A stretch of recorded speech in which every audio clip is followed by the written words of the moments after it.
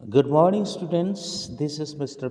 Titus from Salem classes. So, students, today we are going to discuss about Vision for 2020 that is written by APJ Abdul Kalam. So, दोस्तों आज हम vision for 2020 को पढ़ेंगे और जिसको doctor APJ Abdul Kalam के द्वारा लिखा गया है।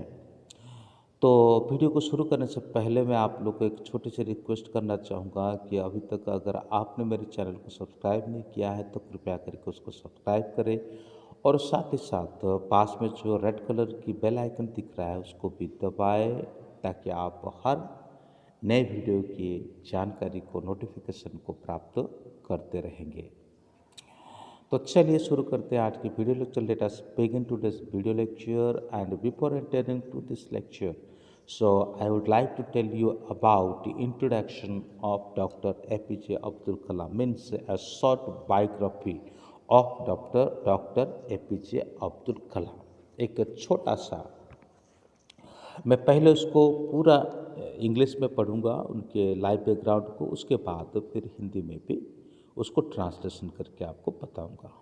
तो चलिए फिर शुरू करते हैं। सबसे पहले हम देखेंगे उनके लाइफ बैकग्राउंड के ऊपर। तो पहले मैं इंग्लिश में पढ़ रहा हूँ, उसके बाद उसको हिंदी में भी मैं आप लोग के सामने रखूँगा। तो ठीक इसी प्रकार जितने भी पैराग्राफ है, पूरे पैराग्राफ को पहले मैं इंग्लिश में पढ़ूँगा, इंग्लिश में पढ़ने के बाद उस पैराग्राफ को समरी करके आपको मैं हिंदी में भी बता दूँगा। तो समझने में कोई दिक्कत नहीं आएगी। फिर भी कोई दिक्कत है तो आप मुझे कमेंट कर सकते हैं। So if you have any problem so you can comment me that I can help you in any way. So then, let's begin. Dr. APJ Abdul Kalam was born in 1931. He specialized in aeronautical engineering from Madras Institute of Technology. After working for 2 decades in ISRO and mastering launch vehicle technologies, Dr. Kalam took up the responsibility of developing ingenious guided missiles at the Defense Research and Development Program. He was responsible for building ingenious capability and critical technologies through networking of multiple institutions, development and personalization of Prithvi and Agni missiles. From July 1992 to December 1999, he was appointed the scientific advisor to Defense Minister and was Secretary Development of Defense Research and Development from July 1992 to December 1999। तो यहाँ पर हम देखते हैं कि doctor APJ Abdul Kalam का जन्म 1931 को हुआ था और उन्होंने मद्रास इंस्टीट्यूट ऑफ टेक्नोलॉजी से एरोनॉटिकल इंजीनियरिंग में विशेषज्ञता हासिल की।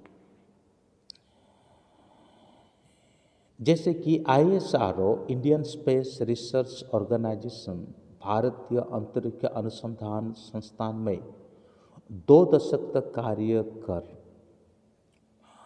प्रक्षेपण वाहन तकनीकी में विशेषज्ञता हासिल करने के उपरांत डॉक्टर कलाम ने रक्षा अनुसंधान व विकास कार्यक्रम में स्वदेशी नियंत्रण मिसाइल विकसित करने का उत्तरदायित्व लिया। उनके संस्थान के तंत्र द्वारा स्वदेशी क्षमता व क्रिटिकल टेक्नोलॉजी तकनीकों के विकास का उत्तरदायित्व उन पर था। पृथ्वी व अग्नि मिसाइल के विकास व परिचालन का उत्तरदायित्व पर वो प्रभारी थे। जुलाई 1922 से दिसंबर 1999 तक उन्होंने रक्षा मंत्री का वैज्ञानिक सलाहकार के रूप में उनको नियुक्त किया गया और जुलाई 1992 से दिसंबर 1999 तक वे रक्षा अनुसंधान व विकास विभाग के सचिव थे।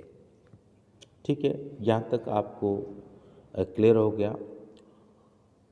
Pokhran second nuclear test which made India a nuclear weapon state were carried out under him. He assumed the position of a professor of technology and societal transformation in Anna University, Chennai in 2001. He has won many awards, including the Padma Bhushan 1981, the Padma Vibhushan 1990, and the Bharat Ratna 1999. He became the 11th President of India on 25th July 2002. In Vision for 2020, he focused on transformation of India into development nation by 2020. तो पोखरण द्वितीय परमाणु परीक्षण, जिसने भारत को एक परमाणु हथियार वाला राष्ट्र बनाया, उसके निदर्शन में ही किए गए। उन्होंने 2001 में अन्ना विश्वविद्यालय चेन्नई में तकनीक व सामाजिक परिवर्तन विषय के प्रोफेसर के रूप में शिक्षा देने का कार्य भी किया। उन्होंने बहुत सारे पुरस्कार प्राप्त किए हैं, जिसमें पद्म भूषण 1981, पद्म विभूषण 1990 और भारत रत्न 1997 शामिल है। फिर उन्होंने 25 जुलाई 2002 को भारत के 11वें राष्ट्रपति बने। पाठ का परिचय इस प्रकार है। दृष्टि पत्र 2022 में उन्होंने सन 2020 तक भारत को विकसित राष्ट्र में परिवर्तन करने की संकेंद्रित करते हैं। तो आइए फिर लेसन को शुरू करते हैं। जैसे मैं अभी तक पढ़ा, वैसे पैराग्राफ वाइज मैं आपको ट्रांसलेशन करूँगा। लाइन वाइज ट्रांसलेशन करना तो समय बहुत नहीं है हमारे पास, तो चलिए। When the India Today conclave posed the question, India's tomorrow, global giant or pygmy, I recalled an event that occurred while meeting students in Nagaland during my recent visit there. जब इंडिया टुडे नाम की मासिक पत्रिका द्वारा आयोजित सम्मेलन में यह प्रश्न उठाया गया, कल का भारत वैश्विक विशालता या लघुता, मुझे एक घटना याद आई जो मेरी वर्तमान नागालैंड यात्रा के दौरान विद्यार्थी को साथ बैठने में घटी। A class 5th student asked me, I would like to live in a happy, prosperous, peaceful and a safe Indian. एक स्टूडेंट जो है, जो 5th क्लास की, वो इस प्रकार कहती है। स्टूडेंट राष्ट्रपति को पूछती है, I would like to live in a happy, prosperous, peaceful, safe life. वो एक happy, prosperous, peaceful and a safe Indian के रूप में जीना चाहती हैं। क्या पूछती है? कक्षा 5 के विद्यार्थी ने उनसे पूछा, मैं प्रसन्न, समुद्र समृद्ध, शांत एवं सुरक्षित भारत में रहना चाहती हूँ। बहुत बड़ी सवाल है। इस सवाल के जवाब क्या है? फिर वो और भी पूछते, tell me what will you do mister president. Mister president, आप ही बताइए कि आप क्या करेंगे। Also tell me what I should do for that, और ये भी बताए कि मैं उसके लिए क्या करूँ। During my interaction with the school children of 17 states and 3 union territories which I have visited, a series of similar questions was raised. वो कहते हैं कि मैंने राष्ट्रपति महोदय कृपया बताएं आप उसके लिए क्या करेंगे और ये भी बताएं उसके लिए मुझे क्या करना चाहिए। मेरी 17 राज्यों और 3 केंद्र शासित प्रदेश की यात्राओं के दौरान विद्यालय बच्ची से मेरी वार्ता के दौरान इस तरह का प्रश्न की श्रृंखला प्रस्तुत की गई। तो इस तरह का सवाल जो है उनके सामने ये 17 स्टेट में और 3 यूनियन टेरिटरीज में इस प्रकार का सवाल उनके सामने आता रहा। Sometimes I feel a nation of billion people think like a nation of million people. कभी कभी मैं अनुभव करता हूँ कि 1 अरब जनसंख्या का राष्ट्र 10 लाख की जनसंख्या वाले राष्ट्र की तरह विचार करता है। Why is it so? ऐसा क्यों है? I consider no other nation has got a civilization heritage like India to live a near peaceful life. मैं ये चाहता हूँ कि किसी राष्ट्र अन्य राष्ट्र के पास ऐसे सभ्यता व विरासत नहीं है जैसे भारत के पास है, जिसमें लगभग शांतिपूर्ण जीवन जिया जाता है। Indian minds were capable of absorbing the best of cultures from successive invasion. सभ्यता के विस्तार आक्रमण पर भी उनकी श्रेष्ठ बातों को सहमति करने की क्षमता भारतीय मेधा में रही है। Now we should not allow any religion or any individual finance system to endanger our nation. अब हम किसी धर्म या किसी व्यक्तिगत धर्मांधता को अपने राष्ट्र को खतरे में डालने की इजाज़त नहीं देंगे। Because the nation is more important compared to any individual or a party or a religion. क्योंकि किसी एक व्यक्ति या पार्टी या धर्म की तुलना में राष्ट्र अधिक महत्वपूर्ण है। नेक्स्ट पैराग्राफ जो कि उसका 3rd पैराग्राफ कहा जा सकता है। आज के लिए मैं इसी पेज को ही पूरा करूँगा, फिर नेक्स्ट वीडियो में मैं आगे का पेज को भी पूरा करूँगा। Even the rich and developed nation, in spite of their wealth and military strength, are afraid of virtual enemies and they live with the fear complex. तो क्या कहते हैं यहाँ पे, यहाँ तक कि समृद्ध और विकसित राष्ट्र भी अपने वैभव और सैन्य ताकत के बावजूद अपने कल्पित शत्रुओं से डरे हुए हैं और भयाक्रांत रहते हैं। जो विकासशील देश है ना, जिनके पास बहुत सारे हथियार हैं, सब कुछ है, फिर भी उनके लाइफ एक डरावना सी है।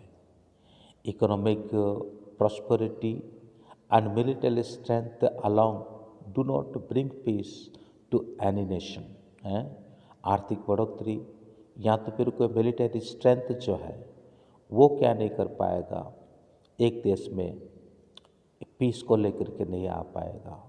as we see from the dynamic of the world, ये डायनामिक वर्ल्ड में ये सारी बातों को हम देखते हैं। केवल आर्थिक समृद्धि और ताकत किसी भी राष्ट्र में शांति स्थापित नहीं कर सकती, जैसे कि हम विश्व परिदृश्य से देख सकते हैं। फिर उसके बाद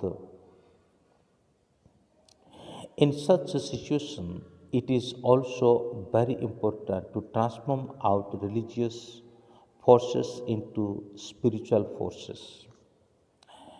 Evolution of spiritual forces in addition to economic prosperity and military strength will bring happiness, peace and prosperity. इस परिस्थिति में हमारे धार्मिक ताकत को आध्यात्मिक ताकत में परिवर्तन करना और भी महत्वपूर्ण है। आर्थिक समृद्धि और सैन्य ताकत के अतिरिक्त आध्यात्मिक ताकत का विकास की प्रसन्नता, शांति और समृद्धि ला सकता है।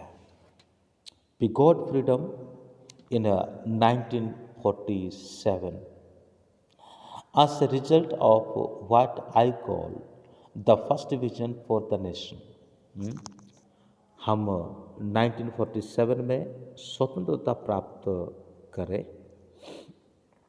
परिणाम स्वरूप मैं इसे राष्ट्र का प्रथम राष्ट्रपति मानता हूँ। परिणाम स्वरूप राष्ट्र का प्रथम राष्ट्रपति मानता हूँ। तो यहाँ पे फिर वो कहते हैं, this vision created the best of leaders in many fields like politics, philosophy, judiciary, science and technology and industry.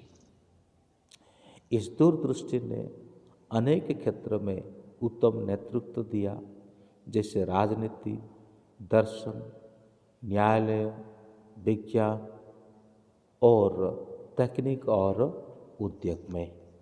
ठीक है, तकनीक और उद्योग में improvement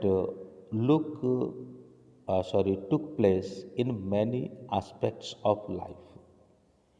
In literary, agricultural products, strategic areas, certain small and large-scale industries are now more than 50 years have gone by, and we are called as one among the 100 of developing countries, and in a distinct way the separation from G8 countries।